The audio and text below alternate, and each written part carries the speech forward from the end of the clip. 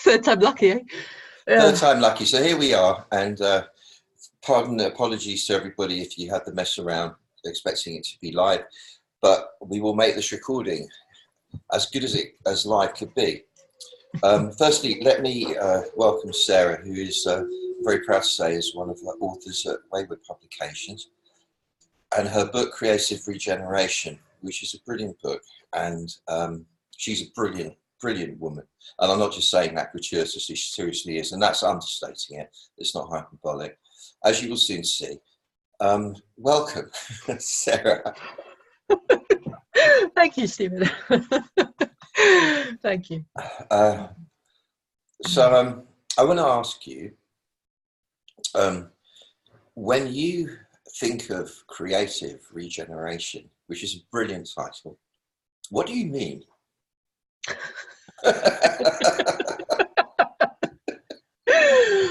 Well,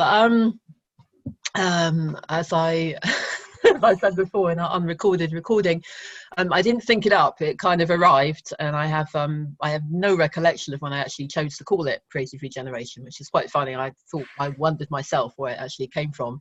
So it's a bit like a baby. It just I kind of birthed it, and then I thought, well, that does seem to encapsulate everything. So I guess it's about regenerating that kind of original generative state, the kind of natural state that we start out with in life, and kind of kindling that again through creativity. And of course that state itself is inherently creative too, so it all kind of goes around in a circle.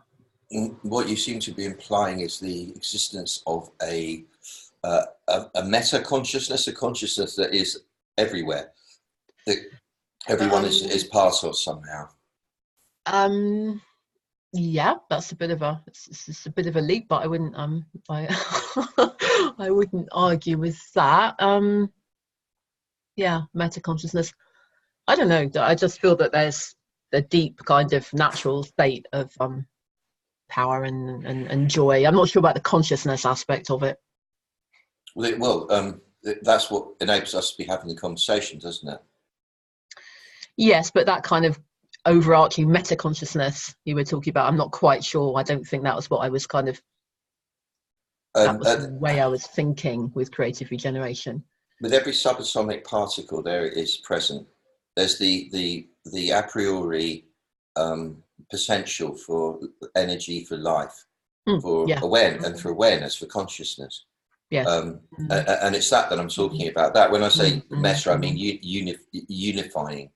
I don't think you like the word unifying somehow, but I don't like meta or unifying, but I think I do agree with you. I prefer kind of, I don't know, primordial or primordial. And creativity is it's somehow a connecting and becoming one with that flow, that thrust of creation. Would you say? Yeah, absolutely. I mean, becoming one with, I mean, we are already one with it, right? So it's actually just coming back to that, the awareness of that, and being able to let it through unimpeded. And when we have that, what advantage does it give us? The advantage of being properly alive, you know, of having energy, of having power, of being hooked up to things. When you're aware that you're a part of everything, then it obviously gives you the impetus to act. It gives you compassion for other people, and it gives you, you know, lots of creative ideas, because you know all those interconnections are quite exciting, you know, the ones that occur to you at a given moment. If you're kind of stuck within your own shell, you know, with your own kind of individual ideas, it's not so much fun. Would you say that the latter is actually a cause for what we call depression, and what you're talking about is an antidote? Absolutely. Yes. I think depression is a kind of it's a big kind of a meta word for just being kind of disconnected from your own power source for whatever reason, be it through trauma or just, you know, distraction. And when you wrote this book, is it done with an intention to alleviate people's distress? Oh, absolutely. Yes. So in a way, it's an extension of your therapy work, isn't it? Number one. Yeah. Yes. Yes. Well, yes. It's kind of it's the kind of primordial root of it. Yeah. Okay. Yeah, so cleared away the actual form of the therapy work, and that's what was underneath. So it kind of had another kind of more unimpeded flow. Yeah. So you're cutting to the chase, in other words. Yes. And what would you say makes people lose that in the first place? Oh gosh, I mean, just about everything conspires to kind of make us lose that, doesn't it? I mean, probably from the start of life, you know, not being responded to, kind of in the right way, not having our kind of feelings and emotions responded to, it kind of leads to shutting down. And then once you're already a bit shut down, then you try and do all kinds of things, you know, to get love and acceptance and approval, you know, which leads you further away from your actual root, from, you know, the source of, you know, what you know that you really want to do, those kind of things. And then, you know, once you get to adult life, I mean, everything at the moment seems kind of lined up to make you addicted and distracted and disconnected from your natural rhythms, I think. So would you say that it's all set in the first week of life, maybe? That it's all set in the first. No, I wouldn't say anything was set. Well, the chance of being non-creative, if you like, the belief that you're not part of this regenerative force. You know, how early does that actually happen? I think most babies are still kind of in it, but not all. I think it would be possible to, you know, to be born without that feeling because of things being connected from so far back. You know, I think, you know, I mean, there's a whole spectrum, really. Well, so what age would you say that is the oldest you can be before societal conditioning takes firm hold of you, if it's going to? I don't really like chopping things up into ages. I don't know. I mean, when you get to school, that's a bit of it's hard then to kind of escape societal. Yeah, that'd be it, wouldn't it? Yeah, it would be. But it depends very much on your parents. I mean, and the school.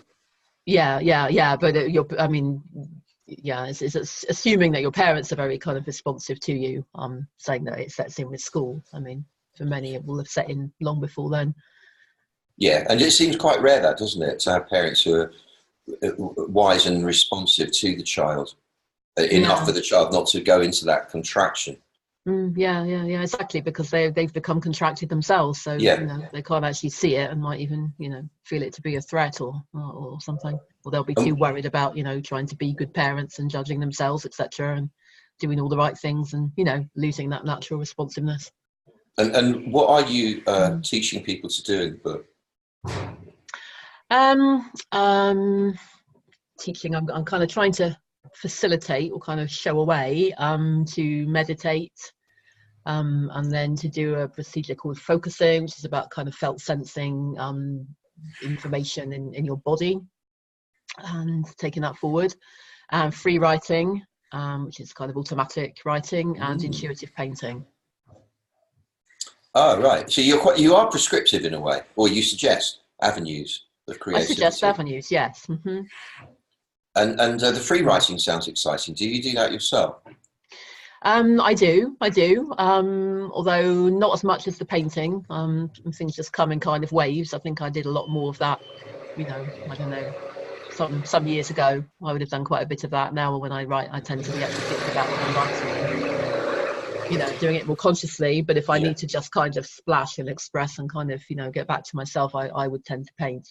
But people really vary. Some people, you know, really prefer the writing. Some people really prefer the painting. And of course, there's millions of other things you could add on, you know, but those happen to be the ones that consistently work for me. And I feel like, you know, I have it in me to share them. When you are doing that with painting yourself, what happens to you? How does it work for you? What happens to me, kind of disappear.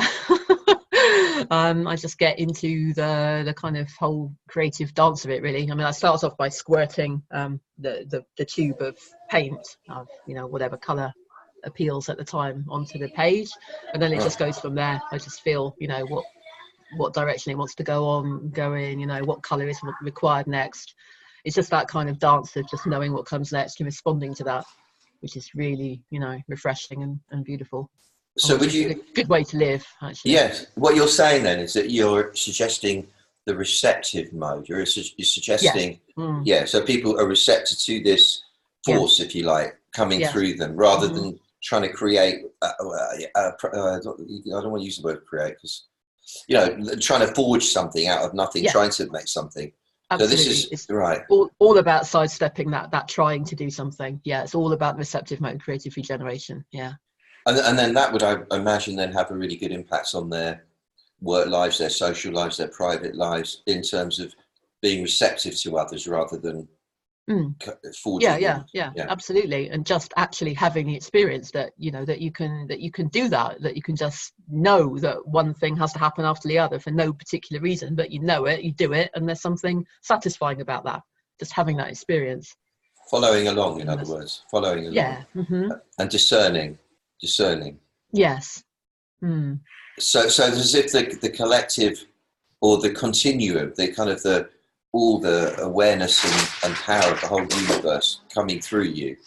Yes. And would you say then that each individual has a role of channeling that in their particular individual way to give it their own unique flavour?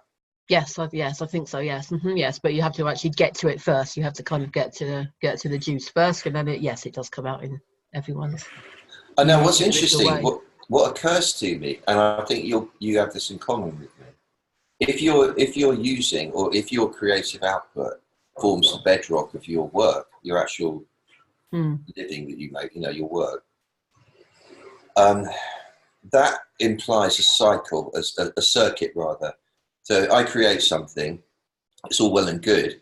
If I don't then share it with the world, if I don't get it out and get feedback and reward or not, as the case may be, I've not completed the cycle. There's a feeling of something's left undone. Do you what happens with people? Are you kind of encouraging them to kind of move towards that, or is it really just as a form of therapy, the way you're writing in the book, I mean, at this stage?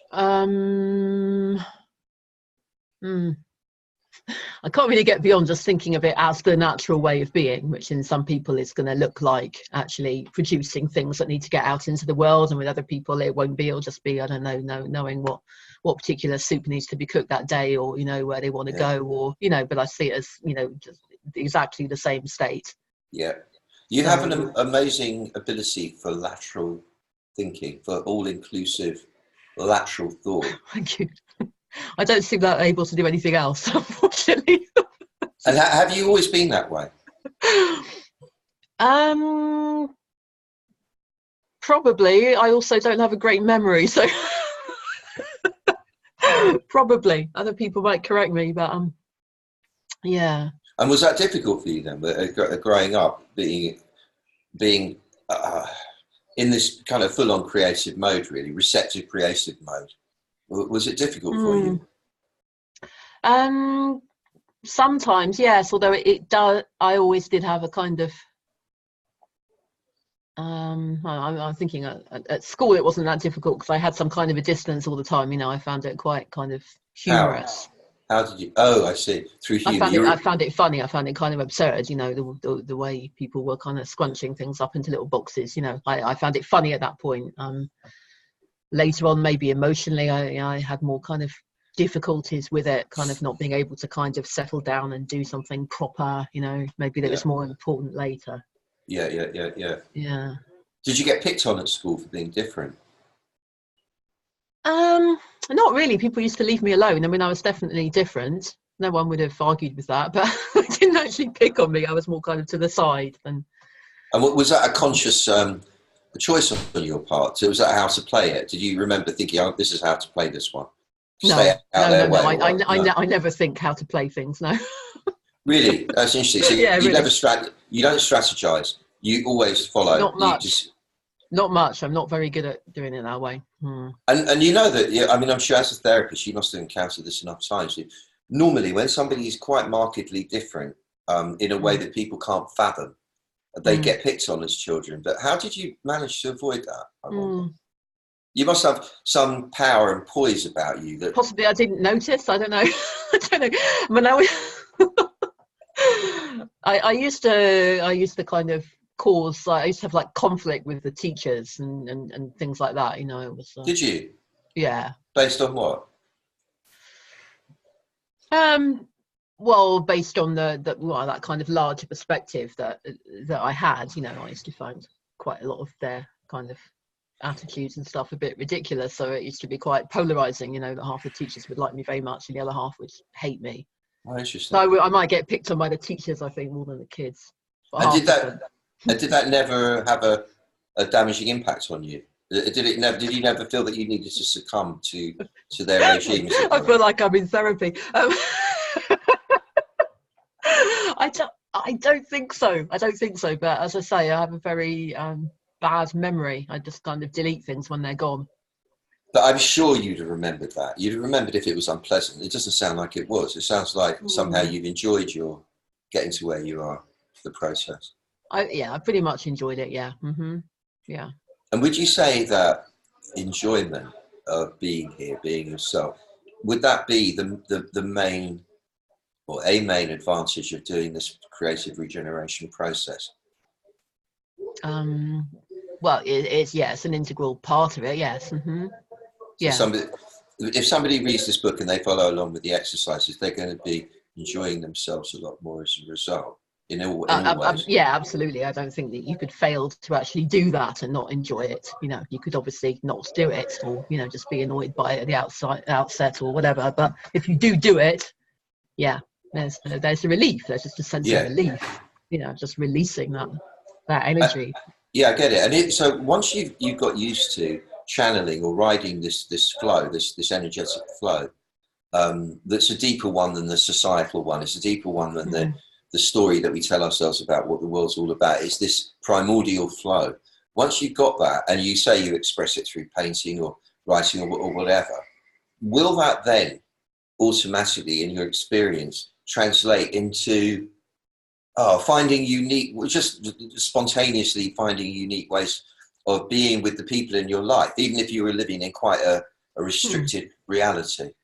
Yes, I'd have thought so. Yes. I mean, you can't really stay in kind of automatic unconscious patterns anymore, because you just have access to something else, so you can see them for what they are. You have some kind of choice. You know, you'll think, am I gonna, have that argument again, or or maybe not. You have an element of choice, I think, about it. and what would you say was the main technique for being in that, well, it's mindfulness, isn't it, the mindful state? What is the main technique as far as you're concerned for being in a mindful state, so you're aware of what's going on within you and can choose an option? It would definitely be meditation, but the meditation kind of the way that I do it, which is not just about kind of being stuck in your head and watching your thoughts. It's not so much, it's not a dry kind of observation kind of meditation, but a kind of whole body kind of, all of it being here meditation, so the thoughts being there as well, but also also your own energy and your own kind of feelings, all of it being allowed to be there at the same time, that kind of meditation. Got you. Have you always had yourself a facility for tuning into that? Yes, meditation, yes. I was always kind of wandering off and sitting under trees when I was little. That was viscerally, like you're talking about this. Visceral. Literally, yeah. No, visceral. Oh, visceral. Yeah. Yeah. And what motivates you to write this book? What's motivating you at the moment? What's the big picture in your life? Well, the big picture is just kind of looking at the world and feeling a sense of real urgency, that people just really need to power up and get themselves together, basically. That we just can't be spacing out and ignoring what's going on, that we need energy, and we need that kind of joy in being alive. It's actually a vital thing now. So there's that. And then on the personal level, that came from the healing refuge that I'm setting up here in Poland. Tell us about that. It's called Terra Luma, bringing together the earth and the light. It's on 40 acres of kind of really secluded wild land here in the southeast corner of Poland. And it's a place where we want people to be able to come, to properly heal from trauma, basically. So we've got a big permaculture farm. We're growing vegetables and, you know, pretty self-sufficient. We're looking to build some natural buildings. At the moment we have a campsite that's up and running, but we don't have any buildings yet because, you know, we need more money to be building this stuff. We have lots of wild growing herbs and things. We know quite a lot about that kind of level of healing as well. And we want to make a place for people to meditate and create and heal themselves, really, kind of irrespective of their financial means, and a place where, you know, where people can kind of also come and kind of be left alone, can have a bit of community if they want it, and but also can be left alone. So less of a kind of workshop-y vibe and more like that. Got it. And a lot of music here as well. There's a lot of music. Oh. And you were saying before, you were saying that the steps in the creative regeneration process are: 1, meditation to clear the mind; 2, this visceral focusing, this kind of proprioceptive focusing. What's the next step after that? Is free writing. So once you've kind of got that kind of state within you, then you just kind of go, you just kind of do something, you know. It's the most yangy of all the things, you know. It's really just producing, just doing something. Yeah. So that's the real way of kind of kicking over, you know, the inner critic and the censor or whatever, because obviously, you know, you have thoughts and you're carrying on writing and you are not allowed to formulate them properly or go back, or, you know, you're just not allowed to. You just have to carry on. Brilliant. So it's a bit of a, you know. Brilliant. And what happens after that? What happens after the writing? Painting. Then at the end, it's just the kind of full on like enjoyment. That's the more kind of sensual thing. And then, so like after someone's done presumably it's a session, right? If you go through the process in a session, should we say? Well, they come to the end of the process. They've read the book. They're doing it all. Yeah. What happens at the end of the process? What do they do? How do you close it off? How do you close off a session? Is there an ending to it? A transition? Well, there's meditation kind of at the beginning of all the bits. I mean, I never do. I mean, I do like a day session. It's never kind of shorter than a day when I run workshops. And there's 5 minutes of meditation kind of at the beginning and end of each bit. So, you know, so there'll be a closing meditation. And the same with the book. With all the pictures out, you know. Yeah. With the book, the same. Is it the same with the book? When they go through the process with the book? Well, not really. I mean, it finishes on the painting, but, you know, I mean, it's the meditative kind of vibe is kind of infused throughout the book, really. So it's not like there's a particular thing to do at the end, but it does end on that kind of note. It ends on the note actually of it being full of love. Those are the last words in the book. It's full of love. So that's what interests me a lot, is the transition between one state and another. You know, whether it's my own meditation, martial art practice, or whatever, or when I'm teaching other people, and that when they go when they transit from being in one state to going to what people call the real world, i.e. out and about doing stuff, which actually for me is the imaginary world. You know, what that transition is really, really delicate. How do you advise people to transit?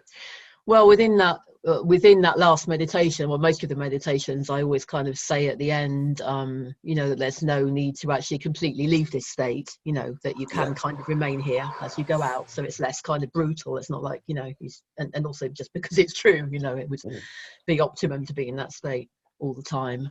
So I try to transition it like that. But I mean, people are just generally very, very kind of happy, you know, they just roll up their paintings and, you know. You know, it's And then that will translate into everyday life. This kind of following the flow will encourage them to be, and therefore more. I think it does, and people come back quite a lot as well. They keep coming back for a top up, you know. To be reminded, or what? Yeah, well, I think just to actually physically plug in again, just because it's easier to do once you've signed up for a workshop or there are other people there, or whatever. You know, it's just harder to keep that going by yourself. This leads me to my next question. This is something that I've always been working with myself, trying to find ways to help people around it. It's hard for people to have a discipline. It's hard for people to do a regular daily practice, and therefore they will need to come back to workshops rather than claim it as their own, own it, and then work with it. Do you find this frustrating? Do you indulge it? Would you like to change it? What's your attitude to that? I don't find it frustrating in the kind of creative regeneration world, because I just feel it's just, it's just so much fun and just so kind of intensified when lots of people are together. And I like to do that again and again, even though I do these things by myself anyway. I feel frustrated sometimes more in client work, when meditation would be so clearly very helpful and people completely know that and just won't do it. Sometimes I get a bit frustrated then. Yeah, I do. But that's kind of my personal thing. I mean, yes, what can you do? You can only just offer. No, true. And show. That's true. Very true. Very true. Yeah. And aside from Terra Luma, what other plans have you got with this project, for example? With the Creative Regeneration project. Yeah. Well, more workshops. One at Sarah Luczaj in the summer, and the online workshops carry on going. Almost every month there's one of those. That's a kind of quite, well, it's as intensive as you would like it. This is for the people that can't manage to do things by themselves. I mean, it lasts a month, and every other day at least you get an email in your inbox, just telling you to do it. Yeah. And with with a video or an audio meditation or something. So that's really quite a good thing for people who are transitioning. Have been on a live thing and then want to kind of make it part of their own life. The online month kind of regeneration journey. So you can do that. And I'm starting to offer individual coaching as well. So that's a more kind of intense program where I design it for the person. I'll have a session with somebody and listen to their specific needs. So it's less generic. So, some people may not need to write at all or want to write, they may need to, do something completely different, but it's all going to be in that spirit. The meditation is non-negotiable, but the other things kind of. And you sound excited. Are you excited by how it's all going? Very excited. Yeah. Yeah. Yes. Yeah. And feeling optimistic. Yeah. Mm-hmm. Feeling optimistic. Beautiful. Yeah. Because there's a real need for it, and people enjoy it. And do you have any last thing you'd like to impart? Oh gosh. Well, not a last thing, but something to add to all this. Oh gosh. I don't know. I hate those kind of questions. Ask me a proper question. Well, all right. If you want to play it that way, what is the sweetest thing? The sweetest thing? Yeah. Everything is the sweetest thing. It's the sense of everything all working together. Okay. What is the toughest thing? When you feel isolated from all that. When you feel you're stuck on your own and you can't get to it. I think that you've acquitted yourself with aplomb, madam. So I get a certificate. Well, no, if I happen to give you, I'd definitely give you one for this. I would give you a certificate for being extraordinarily, amazingly intelligent and sensitive, compassionate and kind, and just really genius in terms of your lateral thinking capacity. And what I would call the yin, the yin, the feminine way of seeing things, and your staunch refusal to be drawn into the yang kind of approach that I was insinuating. And I'm glad that you sparred. You enjoyed the sparring. It was very subtle, and I don't know if anyone would have noticed it, but I'm really impressed with you. And it's an honor it's an honor to know you, I have to say. An honor to know you. It's an honor to know you too. Thank you. Mr. Yang. It was fun though, wasn't it? It was fun. It was fun. Yeah. Mm-hmm. And for whoever is watching, I really recommend this book. It's great. She's brilliant, as you can see, and it's a great way of just very simply plugging into her gift, because it's a great gift. And I don't know if I've got anything to add to that. Except there'll be all website-y things at the bottom here that you'll be able to kind of get in touch with her and go check out about Sarah Luczaj and find out about her workshops. She does a lot in Glasgow, where she lives a lot of the time as well, in Scotland that is, and so on and so forth. Anything I need to say apart from that? That the book is available on your very own website, and Good point. waywardpublications.com. Yep. We're very proud to host it there as well. And may it go on to do great things. You've done a lovely job. For you and for the world. Thank you. Thank you. You too. All right. Thank you so much. Thank you. I'm going to stop this recording now and say bye to everybody. Bye to you. Okay, bye-bye.